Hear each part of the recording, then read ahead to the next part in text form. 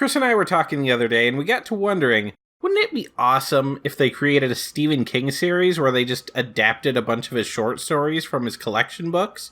Shortly after that conversation, I looked into some of King's lesser-known adapted works, and it turns out this is already a thing! It's called Nightmares and Dreamscapes, and it's named after the 1993 collection of the same name.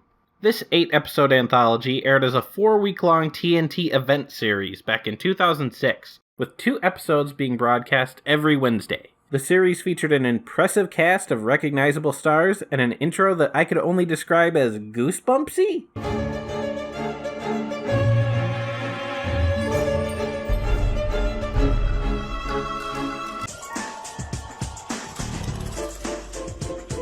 It all sounds like a pretty solid concept. It should, by the way, because we came up with it 10 years after they actually made it. But how does it actually fare? Let's see with the first episode, Battleground, which is actually a story from Night Shift and not Nightmares and Dreamscapes. Doesn't make sense to me, but whatever, your call, bro. This short follows professional hitman Jason Renshaw, played by William Hurt. And it begins as he's getting ready to perform a hit on toy manufacturer Hans Morris. We're never told why someone wants this guy dead, but one can only assume the target was put on his head by a competitor who wants to corner the creepy doll market for themselves.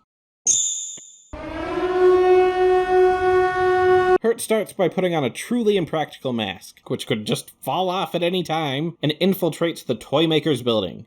After knocking out a couple of guards, he makes his way to Morris's office and shoots him in the head. With those TV bullets, you know, the ones with no exit wounds. Whereupon he snags a knick-knack off the guy's desk, like an idiot, because it provides an undeniable link between him and Morris. I mean, there's probably friggin' fingerprints all over that thing. What are you thinking? And skips town. Following his flight home, Hurt returns to his giant penthouse apartment. While trying to rest off some jet lag, Hurt is suddenly awoken by a package being left at his door. After opening the package the way one would, were they a hitman who just received an unexpected package, very carefully, he comes to realize it's just a footlocker full of plastic army men. Made by that one guy's toy company, holy crap! Now very confused, he walks over to his bar, opens a can of Coke, like a boss, takes a drink, looks back, and oh my god, they're gone! It's right here that he realizes that the army men have come to life, and it is war, bitches!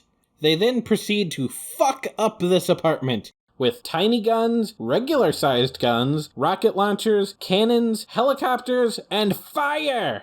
Will the contract killer survive the night? Or will the toy maker exact his revenge from beyond the grave? No spoilers, I wouldn't want to ruin the surprise. This is the exact type of story this series was created for. The concept is a bit too thin to support its own movie, and it runs a bit too long to be featured as a segment in Creepshow or Cat's Eye. This tale completely clicks with the hour-long format. One very cool thing about this story that I'm frankly surprised TNT allowed the creators to do is the fact that there is no spoken dialogue in this at all. Aside from "ah" and "rrrr," no one says a word throughout this entire thing. Everything is conveyed through visual storytelling, and it is masterfully done. Well done, Brian Henson. While William Hurt isn't really given much of an opportunity to show off his range here, he still turns in a pretty solid, subtle performance as Renshaw, allowing you to easily read his face, letting you see the gears turning in his head as he's fighting off this literal army in his own home. The effects are decent. As one would expect, the CGI used throughout is pretty iffy. But there are times where they use digitally scaled actors to show off the army men, and those look pretty good. With all that said, let's check King Bingo for this story. Yeah, okay. Alright. Oh yeah, there's a few of those. Okay, that's about it. Not bad. Yay! Overall, this was a very fun little supernatural revenge story. I enjoyed it a lot. I'm not going to recommend a whole series based on one episode, but so far, I'm having fun.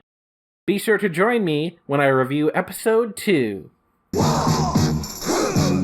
God, y'all. What is it good for? Absolutely. Now get sad again. What is it good for? Absolutely. Now listen to me. Aside from and no